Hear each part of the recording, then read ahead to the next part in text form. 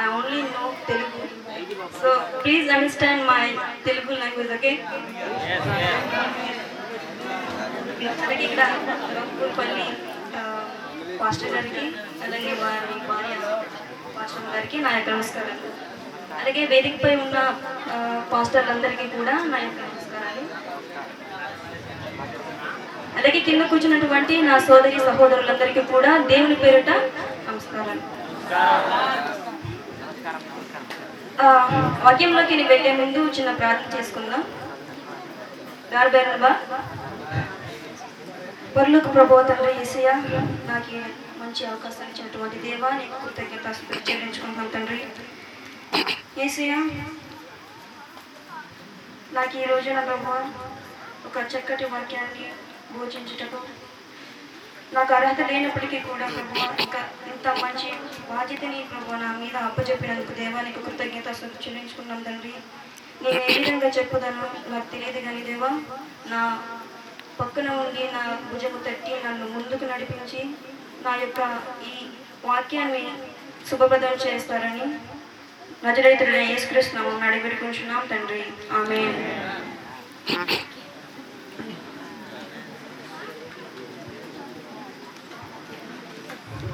ఈరోజు మనం actually 2 things గురించి నేర్చుకోవాలనుకుంటున్నాము. నేను చెప్పాల్సినవి 2 థింగ్స్, ఓకేనా? పేషెన్స్గా అందరూ వినడానికి ప్రయత్నించండి. అర్థమవుతుందా?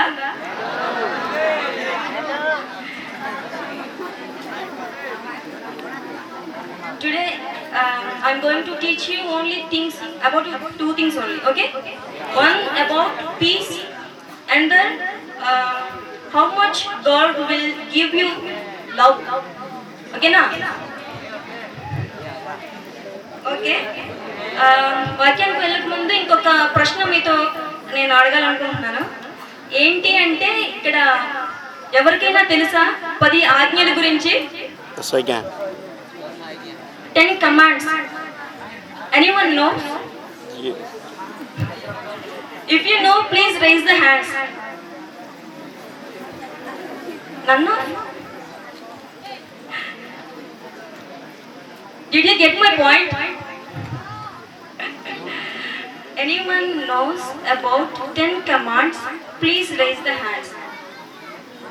తెలియకపోతే పర్వాలేదు, దానికి ప్రాబ్లం ఏం లేదు. తెలియని వాళ్ళు ఒకసారి బైబిల్ ఓపెన్ చేసి చదవండి.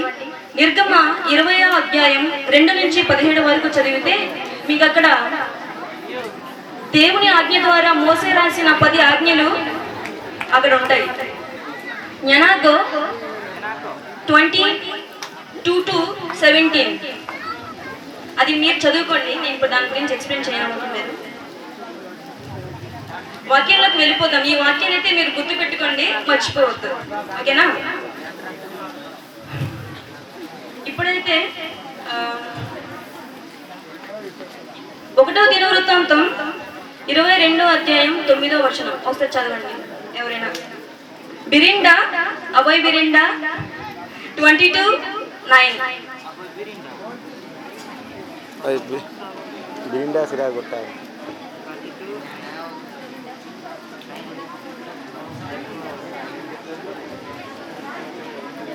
ఓకే, నేనే చదువుతాను. నీకు పుట్టబోవు ఒక కుమారుడు సమాధానకర్తగాను నుండును. చుట్టూ ఉండు అతని శత్రువులందరినీ నేను తొలిచివేసి అతనికి సమాధానం కలుగు చేతును. అందువలన అతనికి సొలొమోను అను పేరు పెట్టబడును. అతని దినములలో ఇశ్రాయేలీయులకు సమాధానమును శాంతియు దయచేయుదును. ఓకే, చదివారు అందరూ వాక్యాన్ని? ఒరియా బైబిల్ ఉన్న వాళ్ళు ఒరియాలో చదవండి దయచేసి. ఎందుకంటే ఇప్పుడు నేను చెప్పబోయే ఏదైతే వాక్యం ఉందో అది మన జీవితంలో మనం తప్పనిసరిగా ఫాలో అవ్వాల్సిందనమాట. We should follow what in the Bible, ఓకేనా? చదివారా అందరు? ఎవరైనా బైబిల్ చదివారు అసలు? బిరిండా 22:9. ఓకే, ఇక్కడ సొలొమోన్ గురించి మనం ఫర్ ఎగ్జాంపుల్గా సొలొమోన్ జీవిత చరిత్ర గురించి తెలుసుకుందాం. దేవుడు సొలొమోనుకి సొలొమోన్ అని పేరు దావీదు చేత పెట్టుబడించాడు. ఎందుకు అంటే దేవుడు అసలు సొలొమోను పుట్టక మునిపే తనని నేను నా పనుల కొరకు ఉపయోగించుకుంటాను అని తన చిత్త ప్రకారంగా సొలొమోనుకు సొలొమోన్ అని పేరు పెట్టాడు. సొలొమోన్ అనే పేరుకి అర్థం ఎవరికైనా తెలుసా? Did you know the meaning of Solomon?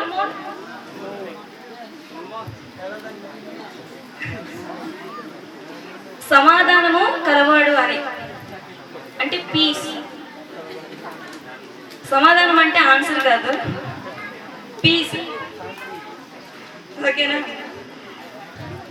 ఎంత సమాధానం కలిగిన వాడు అంటే తన యవ్వన కాలంలో రాజుగా పట్టాభిషేకం పొంది 40 సంవత్సరాలు కూడా సమాధానం కలిగి తన రాజ్యాన్ని చాలా ప్రశాంతంగా అన్నమాట పరిపాలించాడు.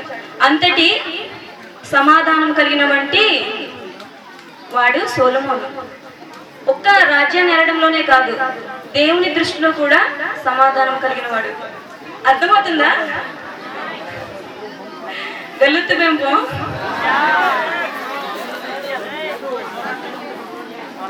అలాగే ఇక్కడ మనం ఎంతమంది సమాధానం కలిగి ఉన్నాము?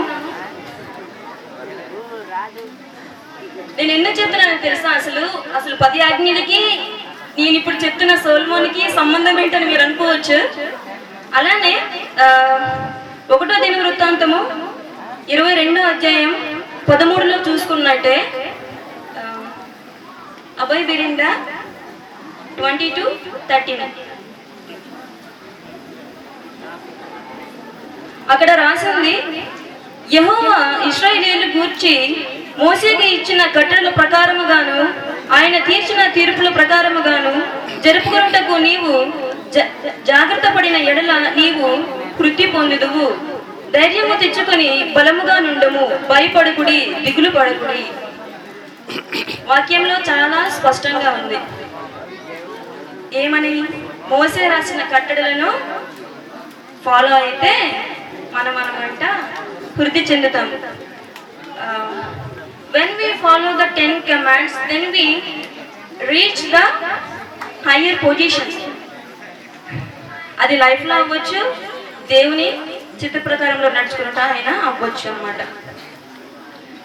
సొలొమోను యవ్వన స్థితిలో ఉన్నప్పుడు తను ఈ 10 కమాండ్స్ అనేవి ఫాలో అయ్యాడు కనుకనే దేవుని అనుగ్రహము అతని యందు ఉండి అతను తన రాజ్యాన్ని పరిపాలించుటకు సహాయం అయ్యింది. ఇలా చూసుకుంటే సొలొమోను ఒక రాజ్యం పాలించడంలోనే కాదు, అతను ఏమంటారు తీర్పు తీర్చడంలో కూడా ప్రావీణ్యం పొందినవాడు. మీకు ఈ కథ తెలిసి ఉంటుంది కదా, 2 అమ్మలు ఒక కొడుకు గురించి కొట్టుకుంటూ ఉంటారు. నాకు కథ తెలియదు. కొట్టుకుంటా ఉంటే అసలు ఆ బిడ్డ ఎవరికి బిడ్డ అని ఆ తీర్పు తీర్చే విధానం బట్టి మనకి సొలొమోను ఎంతటి జ్ఞాని అనేది తెలుసుకోవచ్చు. సో ఈ పాఠంలో మనము సమాధానాన్ని ఎలా కలిగి ఉండాలనేది నేర్చుకోవచ్చు. ఇప్పుడు ఇదైతే మన పూర్వకాలంలో జరిగింది. సొలొమోన్ని మనం ఎవరూ చూడలేదు. సో దేవుడు మనకేం చెప్తున్నాడు ఈ వాక్యం ద్వారా అంటే, మనం ఎంతమంది ఇక్కడ సమాధానం కలిగి ఉన్నాము అని. ఎంతమంది సమాధానం కలిగి ఉన్నారు ఇక్కడ? ఎవరు? అందరూ పీస్ఫుల్ గా ఉన్నారా? దేవుని యందు నమ్మకంగా, దేవుని యందు, దేవుని వాక్యమందు హత్తుకొని ఎవరైనా ఉన్నారా ఇక్కడ? అర్థమైందా నా క్వశ్చన్?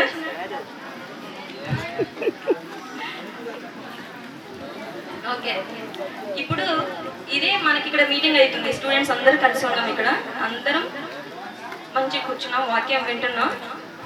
కానీ మన జీవితంలో ఏమవుతుంది? ఇప్పుడు వీళ్ళు సమ్మర్ హాలిడేస్ కాబట్టి వచ్చేసారు, పిల్లగాయలందరూ వచ్చి ఇక్కడ కూర్చుంటున్నారు, పాస్టర్లు చెప్పే వాక్యం వింటున్నారు. కానీ వీళ్ళ స్కూళ్ళలో లేదా మన కాలేజెస్లో లేదా బయట జీవితంలో ఏమవుతుంది? ఆంధ్రాలో అనుకోండి ఫ్రీ బస్సెస్ వేశారు. ఫ్రీ బస్సెస్ వేయడం వల్ల ఏమవుతుంది? శాంతిని పూర్తిగా కోల్పోతున్నారు అనమాట. అంటే సీట్ల కోసం కొట్లాడుకోవడం. ఇక్కడ కూడా ఏమైనా అవుతుందా? నా గట్టి కొంచెం తీసుకున్నారు, నేను కూర్చోవలసిన ప్లేస్లో కూర్చున్నారని ఎవరైనా కొట్లాడుతున్నారా? అలా లేదు. కొట్లాడుతున్నారా? కొట్లాడకండి. దేవుని యందు సమాధానం కలిగిన వాళ్ళగా ఉండాలి. ఇప్పుడు ఒక అమ్మాయి కావచ్చు, అబ్బాయి కావచ్చు, వాళ్ళు ఏదైనా స్నేహితులు అవ్వచ్చు, ప్రేమికులు అవ్వచ్చు, భార్య భర్తలు అవ్వచ్చు, సంఘ కాపురు అవ్వచ్చు, ఇంకేమైనా అవ్వచ్చు. కానీ వాళ్ళు చేసే పనిలో సమాధానం లేకపోతే వాళ్ళు దేవుని వద్ద ఉండి వృధా అనమాట. ఇప్పుడు నేను వాక్యం చెప్పేసి నా ప్లేస్లో వెళ్ళి కూర్చున్నాను. కానీ నేను చెప్పిన వాక్యము నేనే ఫాలో అవ్వకపోతే దేవుని యందు నేను సమాధానం కలిగి లేను అని అర్థము.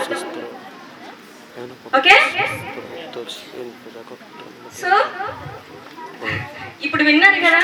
ఇప్పుడు విన్నాక చెప్తుందిలే చెప్పినంత వరకే అని విడిచిపెట్టకుండా బయటికి వెళ్ళాక కూడా సోల్మోన్లా సమాధానం కలిగి ఉండండి. ఓకేనా? Peace is not about being calm. It is about being kind, being with God, maintaining good relationship with God అన్నమాట. ఓకేనా? Now you get it? ఇప్పుడైనా అర్థమైందా? ఓకే, నెక్స్ట్ వాక్యంలోకి వెళ్ళిపోదాం. సోలొమోనుకి 2 నేమ్స్ ఉన్నాయి. ఒకటి సోలొమోను, అది దేవుని ఆజ్ఞ ద్వారా దావీదు పెట్టినది. ఇంకొక నేమ్ వచ్చి యెదీద్యా. అది మనం చూసుకుంటే 2 సాముయేలు 12:24, 2 సాముయేల్ 12:24.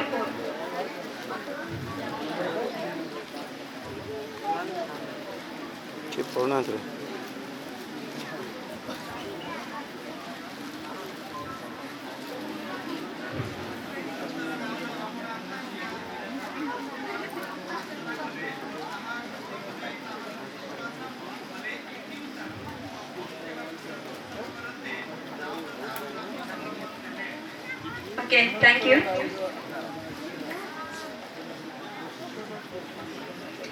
ఓకే, నేను తెలుగులో ఒకసారి చదువుతాను. దావీదు అతనికి సొలొమోను అని పేరు పెట్టెను. యెహోవా అతనిని ప్రేమించి నాతాను అను ప్రవక్తను పంపగా అతడు యెహోవా ఆజ్ఞను బట్టి యెదీద్యా అని అతనికి పేరు పెట్టెను. విన్నారు కదా అందరూ? నాతాను ప్రవక్త ద్వారా సొలొమోనుకు యెదీద్యా అని పేరు పెట్టాను. ఇక్కడ యెదీద్యా అని నేను ఎందుకు మెన్షన్ చేస్తున్నాను అంటే, యెదీద్యా అంటే యెహోవాకు ప్రియుడు అని అర్థం అనమాట. అప్పట్లో సొలొమోను యెహోవాకు ప్రియుడు, ఈ కాలంలో మనము యెహోవాకు ప్రియుడము. సొలొమోనుకే ప్రత్యేకించి పేరు పెట్టాడు కదా, సొలొమోను ఒక్కడే దేవునికి ప్రియుడు అని ఎవ్వరూ అనుకోవద్దు. ఓకేనా? ఇక్కడ దేవుని కోసం మనం పుట్టాం కాబట్టి మనం దేవునికి ప్రియమైన వారము. అసలు ఎవరైనా ఎవరికి ఎందుకు ప్రియంగా ఉంటాం చెప్పండి? Why we love others?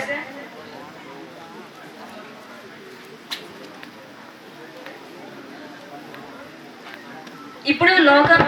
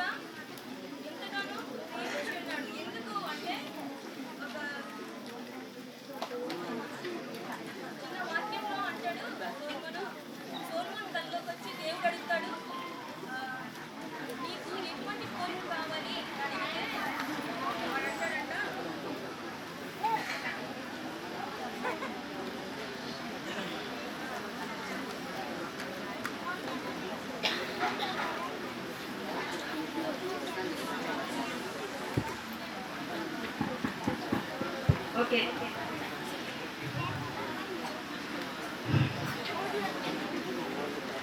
సొలొమోను సొలొమోను కల్లోకి దేవుడు వచ్చి నీకేం వరం కావాలి అని అడిగితే సొలొమోను అంటాడు, నేను చాలా బలహీనుడై ఉన్నాను, నాకు జ్ఞానాన్ని, వివేకతని, బుద్ధిని కలుగు చేయమని అడగగా దేవుడు ఎంతో అతని మాటలు విని ఎంతో ఆనందపడి అతనిని ఇంకా ఎక్కువగా ప్రేమించడం మొదలుపెట్టాడు అనమాట.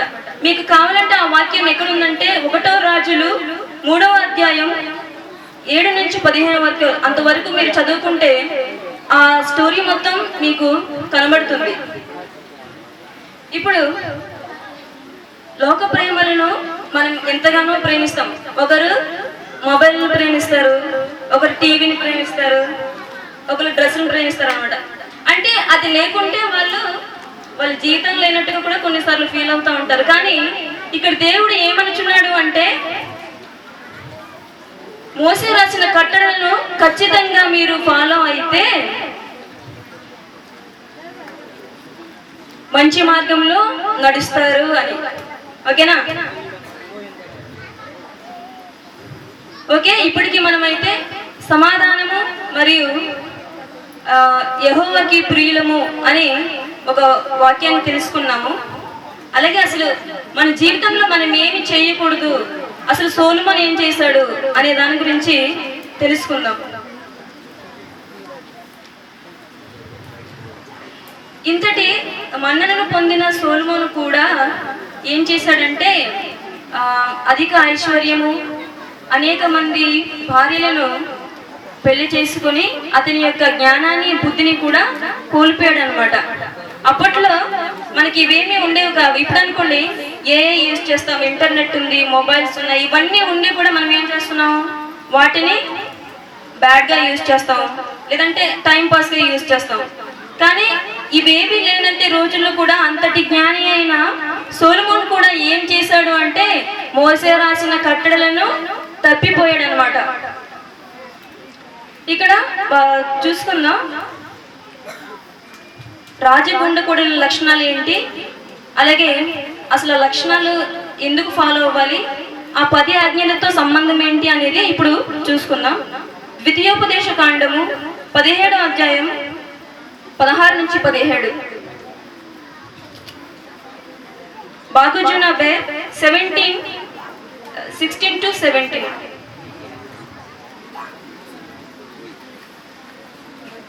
బాగుజునబే 17 chapter 16 to 17.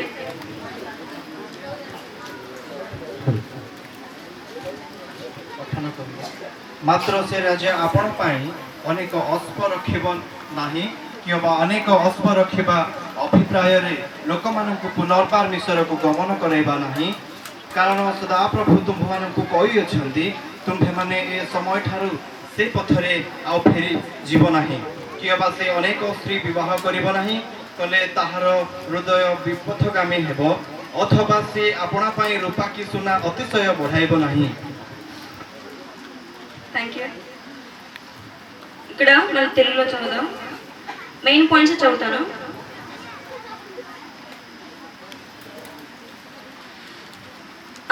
అతడు గుర్రములను విస్తారముగా సంపాదించుకొనవలదు. అంటే గుర్రాలను ఎక్కువగా సంపాదించుకోకూడదు అనమాట. ఒక రాజుగా తను చేయకూడని పనులు ఇవి. కానీ సొలొమోను అధిక గుర్రాలను సంపాదించుకున్నాడు. అదేవిధంగా ఇంకొకటి ఏంటంటే, అనేక మంది భార్యలను అతను వివాహం చేసుకున్నాడు. ఎంతమంది భార్యలను చేసుకున్నాడు? 1000 మంది భార్యలను వివాహం చేసుకున్నాడు. 7 మంది భార్యలు అయితే ఉపపత్నులు 300 మంది. అదేవిధంగా అధిక సంపదను సమకూర్చుకున్నాడు అనమాట. ఎంత సంపద అంటే, ప్రపంచంలోకి వెళ్ళినా సొలొమోనుకున్నంత ధనము ఈ ప్రపంచంలో ఎవరికి లేనంతగా సంపాదించుకున్నాడు అనమాట.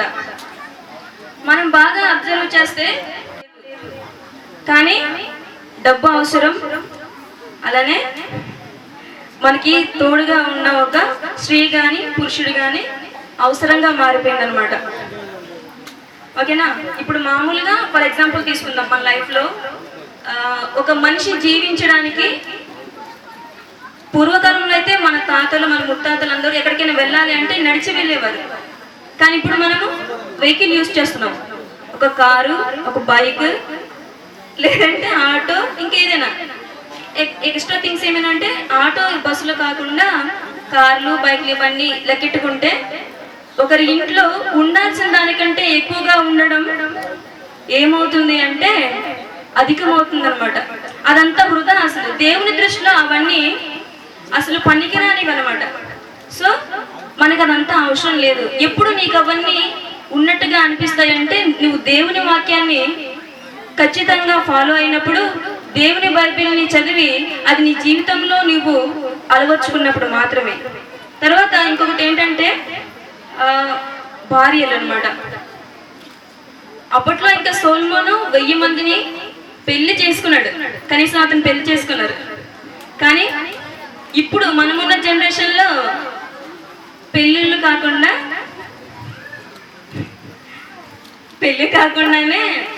అంటే లవ్ చేసుకుంటున్నారు. బాగానే లవ్ చేస్తున్నారు. కానీ ఎంతమందిని లవ్ చేస్తున్నారు? ఎంతమందిని లవ్ చేసి వాళ్ళు ఎంతమందిని సక్సెస్ అవుతున్నారు? దేవుడు కోరుకునేది ఇదేనా? ఒక అబ్బాయి ఒక అమ్మాయిని చూస్తాడు, అమ్మాయి అందంగా ఉందనుకోండి, లవ్ చేస్తాడు. వాళ్ళ రిలేషన్షిప్ ఎంతవరకు ఉంటుంది? ఆ అమ్మాయి అందంగా ఉన్నంత వరకే. తర్వాత తన నిజ స్వరూపం తెలిస్తే వదిలేస్తాడు. తర్వాత ఇంకొక అమ్మాయి. అలానే అమ్మాయిలు కూడా అంతే. దేనికోసమైనా అబ్బాయిని ఇష్టపడవచ్చు, కానీ తనలో ఏదైనా ఒక చిన్నది లోపిస్తే ఆ అమ్మాయి కూడా ఆ అబ్బాయిని వదిలేయవచ్చు. ఎలా ఉంటుందంటే ఇప్పుడు సమాజము ప్రేమ ఒకరితో పెళ్లి ఒకరితో అన్నట్టుగా ఉంటుందన్నమాట. కానీ మన దేవుడు మనల్ని ఎలా ప్రేమిస్తున్నాడంటే, నువ్వు నల్లగా ఉండొచ్చు, తెల్లగా ఉండొచ్చు, నువ్వు హ్యాండిక్యాప్ అయి ఉండొచ్చు, లేకుంటే నువ్వే మురికి కాలంలో కూడా ఉండొచ్చు, నీ ఇల్లు బాగలేకపోవచ్చు, కానీ నీ మనస్సు అనేది సమాధానంతో కూడి ఉన్నట్లు అయితే దేవుడు నిన్ను ఖచ్చితంగా తన చెంతకు తీసుకుంటాడు అని అర్థం ఇక్కడ. అలాగే సంపద అన్నమాట. సంపద గురించి మామూలుగా మన దేశంలో ఎంతో మంది కోటీశ్వరులు ఉండొచ్చు, కానీ వాళ్ళు ఎవరికైనా సహాయం చేస్తున్నారా? చేయట్లేదు.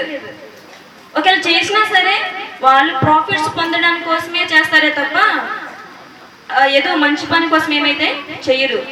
అలానే ఒక్క డబ్బు విషయంలో కాకుండా జ్ఞానము, ఒక జ్ఞానాన్ని సంపాదించుకోవడం అంత తేలికైన విషయం కాదనమాట. ఇప్పుడు ఒక జ్ఞానాన్ని మరొకరికి పంచడంలో తప్పు లేదు, కానీ మనం ఏం చేస్తాము? మామూలుగా ఒక క్లాస్ రూమ్లో చూసుకుంటే ఒక బాగా చదివిన అమ్మాయి చదవని ఒక అమ్మాయికి హెల్ప్ చేయడానికే అసలు ఒప్పుకోదు. అలాంటిది దేవుడు ఏం చెప్తున్నాడంటే, నీకు తెలిసిన ప్రతి దాంట్లో కూడా పక్క వాళ్ళకి షేర్ చేసుకోవడం, వాళ్ళలో చీకటి మార్గంలో నడిచినట్లయితే వాళ్ళని వెలుగు మార్గంలోకి తీసుకురావడం గురించి ఇక్కడ దేవుడు హెచ్చరించున్నాడు. అప్పట్లో సొలొమోను గురించి కరెక్ట్గా ఎందుకు చెప్తున్నాను అంటే, ఇప్పుడు నేను అప్పట్లో అనుకోండి రాజులు వీళ్ళందరూ ఉండేవారు కాబట్టి పెద్దగా పని ఉండేదేం కాదనమాట. వాళ్ళు పరిపాలించడం అయిపోయింది, తర్వాత పెద్దగా పని ఏమి ఉండదు అనమాట. లేదంటే ఇక్కడ దేవుని మందిరంలోకి వెళ్ళి దేవునితో ఆరాధన చేసుకొని ఇవన్నీ ఉండేవి. కానీ ఇప్పుడు మనకి ఏంటంటే దేవుని ఆరాధన తప్ప మిగతా పనులన్నీ చేస్తామన్నమాట. అంటే ఆదివారం వస్తే ఖచ్చితంగా చర్చికి వెళ్ళాలి. ఎందుకు వెళ్ళాలి? అంతే. ఎందుకంటే మా నాన్న చెప్పారు, మా అమ్మ చెప్పింది, వెళ్ళకపోతే తిడతారు. నిజంగా ఇక్కడ ఎంతమంది చెప్పండి ఒకసారి, హాస్టల్లో ఎంతమంది అయితే చదువుతున్నారు వాళ్ళు ఖచ్చితంగా బైబిల్ చదువుతున్నారా అని? నేనైతే రీసెంట్గానే స్టార్ట్ చేశాను. ఇలా ఎంతమంది ఉన్నారు నాలా? ఒకసారి చేతులు రైస్ చేయరా? డైలీగా బైబిల్ చదువుతున్నారా? చదివితే అది ఎంతమంది జీవితంలో పాటిస్తున్నారు? Did anyone here that reading the Bible every day? I am not the person. I am raising my hand. Anybody is there like me? Please raise the hands. Don't be shy. Okay, మీరు సిగ్గుపడుతున్నట్టే అవసరం లేదు, కానీ ఖచ్చితంగా Bible చదవండి, రోజు చదవండి. ఎందుకు చెప్తున్నానంటే సొలొమోను సమాధానం కలవాడు, అలాగే దేవునికి ప్రియుడు. ఒక్క సొలొమోనే కాదు, మనము కూడా సమాధానం కలవారిగా ఉండాలి, అలాగే యెహోవాకు ప్రియులుగా ఉండాలి.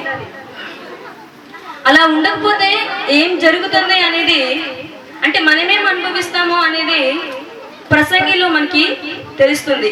ఎందుకంటే సొలొమోను అక్కడ ఎంతో బాధతో, ఎంతో దుఃఖంతో అతను అనుభవించిన బాధలన్నీ కూడా అందులో ప్రసంగిలో చెప్పి ఉన్నారు.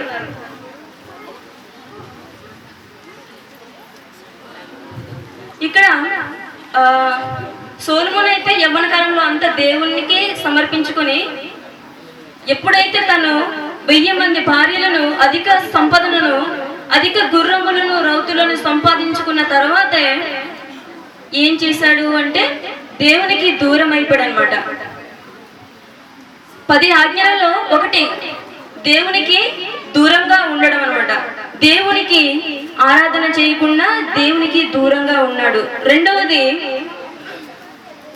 అనేక మంది భార్యలు ఉండడం వలన అతను ఏం చేశారంటే, ఏ భార్య అయితే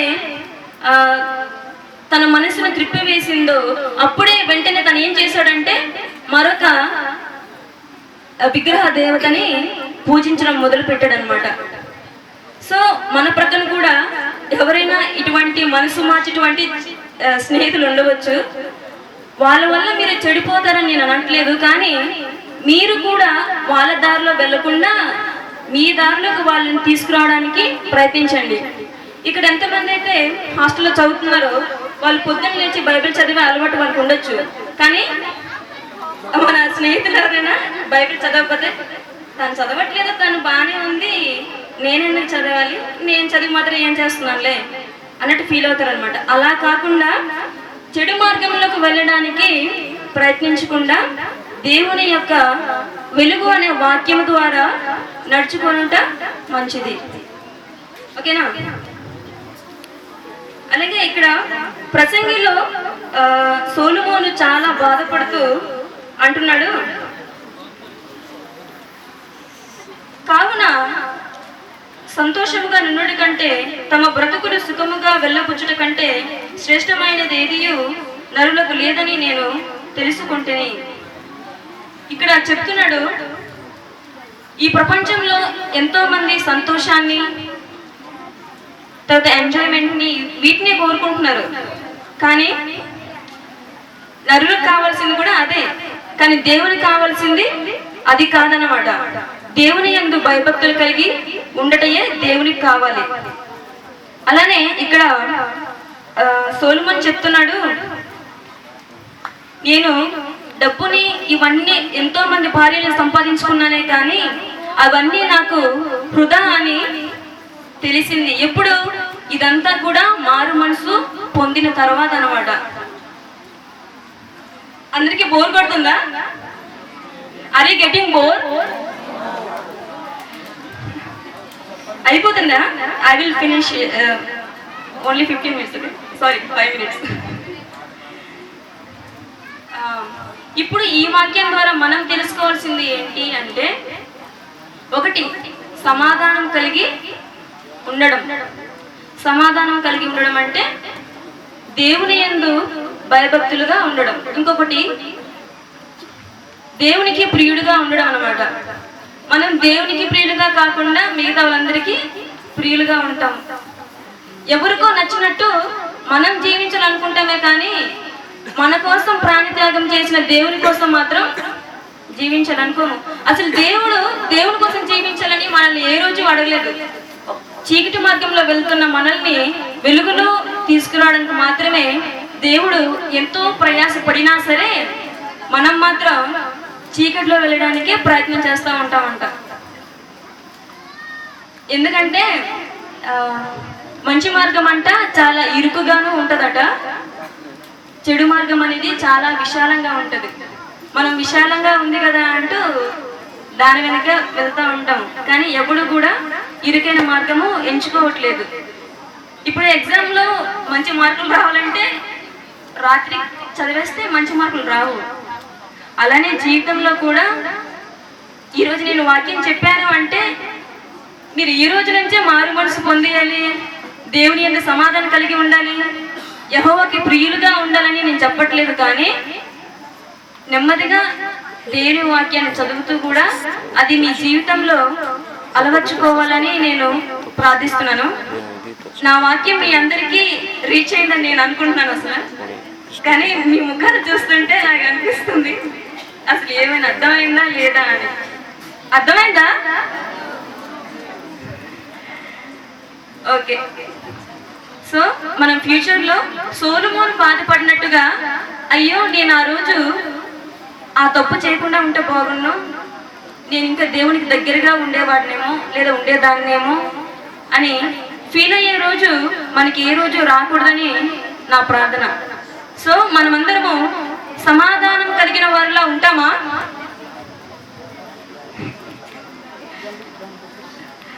నా క్వశ్చన్ మీకు అర్థమైతే సమాధానం చెప్పరా ప్లీజ్. మనమందరం సమాధానం కలిగిన వారిలా ఉంటామా? దేవునికి ప్రియునిగా ఉంటామా? Okay, thank you. సొలొమోను బాధపడినట్టుగా మనం ముసలైన తర్వాత బాధపడినా ప్రయోజనం ఉండదు. సో ఇప్పటి నుంచే మారు మనసు పొంది దేవుని యందు సమాధానము కలిగినట్లుగా ఉండండి. ఇవన్నీ చేయాలంటే మనం ఖచ్చితంగా మోసే రాసిన 10 ఆజ్ఞలను ఫాలో అయితేనే సాధ్యం అన్నమాట. అంతటి జ్ఞాని అయిన సొలొమోను కూడా దేవుడు ఏం చెప్పాడు అంటే, మోసే రాసిన 10 ఆజ్ఞలు ఫాలో అయితేనే వృద్ధి చెందుతామని చెప్పి ఉన్నాడు. కనుక మనం కూడా ఖచ్చితంగా వాటిని ఫాలో అవుతామా? కొంచెం గట్టిగా చెప్పరా, నా సాటిస్ఫాక్షన్ కోసమే. Thank you. ఇక్కడితో నా వాక్యాన్ని నేను ముగించుకుంటున్నాను. నాకు సవర ఒరియా రాకపోవడం వల్ల ఇబ్బందిగా నేను ఫీల్ అయ్యాను, నేను చెప్పి ఈ వాక్యం మీకు రీచ్ అవ్వకపోవడం వల్ల. కానీ ఎవరికైనా అర్థమైతే వాళ్ళ ఫ్రెండ్స్కి ఈ వాక్యాన్ని సెండ్ చేయండి, అంటే వాళ్ళకి అర్థమయ్యేలా చెప్పండి. సో నేను ఇంతటితో విరమించుకుంటున్నాను. ఇక్కడ దిలీప్ పాస్టర్ గారు వచ్చి ప్రార్థన చేస్తే నా ప్లేస్లోకి వెళ్ళి కూర్చుంటాను.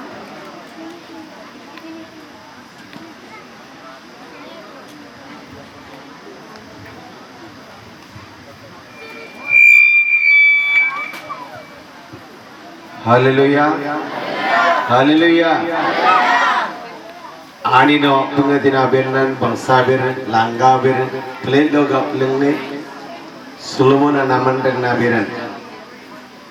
Bindo kituna ni adong galaman tille benudin tille bindo itinti bagu juana kambolingan migal molai tinban migal winci do migal molai akinolle kini amri moye sambati tidi बनाइंडे कराते सुलमन मानेले आप माने नसनानी बहुत जरा असलों डकुले किधुन आगे किन्ने आरोपले दो आतरी किन्ने तलाक पाइम लेकिन आनी नूनी ये गार्बिन ने तेन दो निये आरोपले गमले आनी गार्बिन ने तेन आतन कुलिंग आनी नॉपलिंग ले अनलेज ने इतकोई मंडरन न्याने बिन डेलेंडन अनलेज ने किधुन आबुंबाना डेन बिनती किधुन आनोसिन असंडंग बिनती आमाने बिनती अपमाने बिने तलाक बाइम लेकिन सत्ता सुलमन एंगाले एराने दी किधुन आबुंबान